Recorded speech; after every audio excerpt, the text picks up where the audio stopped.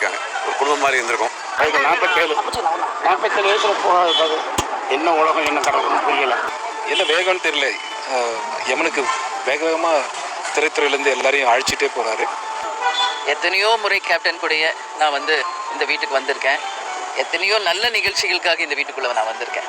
நைட்டில் நிம்மதியாக தூங்கணும் அப்படின்னா இளையராஜா சாங்ஸ் கேட்டால் செம்மையாக இருக்கும். பஸ்ஸில் போகும்போது இளையராஜா சாங்ஸா வாவ் அப்படின்ற மாதிரி இருக்கும். அண்ட் அந்த இளையராஜா சாங்ஸ்க்குனே ஒரு தனி எமோஷன்ஸ் உண்டு.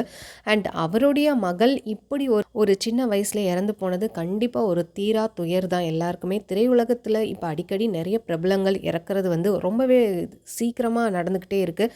அண்டு இப்போ தான் ரீசெண்டாக விஜய் ஆண்டனியோட மகள் அவங்க இறந்துருந்தாங்க. அண்ட் ஒரு மாதம்தான் கேப்டன் இறந்துருந்தார்.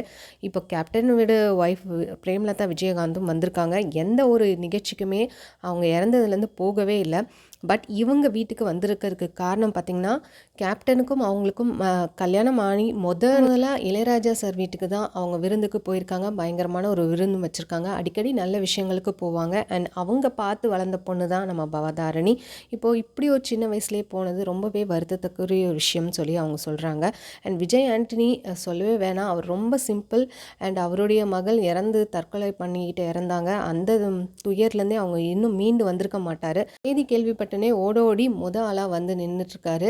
அண்ட் சிம்பு அவர்கள் வெளிநாட்டில் இருந்தார். கேப்டன் மறைவிற்குமே அவங்க அப்பாவை அனுப்பி வச்சார். உடல்நல சரியில்லைனாலும் பரவாயில்ல, நீ போய் பார்த்துட்டு வா அப்படின்னு சொல்லிட்டு. அண்ட் இப்போது தான் வந்த பிறகு விஜயகாந்த் அவர்களுக்கும் அஞ்சலி செலுத்திட்டு இப்போது பவதாரணிக்கும் அஞ்சலி செலுத்தினார் சிம்பு அவர்கள். 37 வயசு தான், இன்னும் வயசு இருக்குது. இவங்க இன்னும் நிறைய சாதிக்க வேண்டியது இருக்குது. அண்ட் இவங்க புற்றுநோய் பாதிக்கப்பட்டிருக்குது 5 மாதத்துக்கு முன்னாடி தான் தெரிய வந்திருக்கு.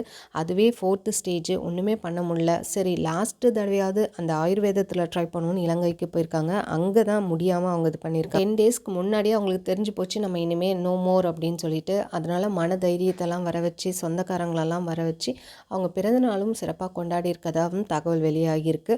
இது ரொம்பவே ஒரு சோகத்தில் பெரிய அரசியல்வாதிகள் உட்பட எல்லாருமே அஞ்சலி செலுத்திட்டு வராங்க. பவதாரணியோட உடல் தேனி மாவட்டம் பண்ணையபுரம் அவங்க நேட்டிவ்க்கு எடுத்துகிட்டு போகிறாங்க. அங்கே வச்சு இறுதி சடங்குகள் நடைபெறும் அப்படின்ற மாதிரி சொல்லியிருக்காங்க.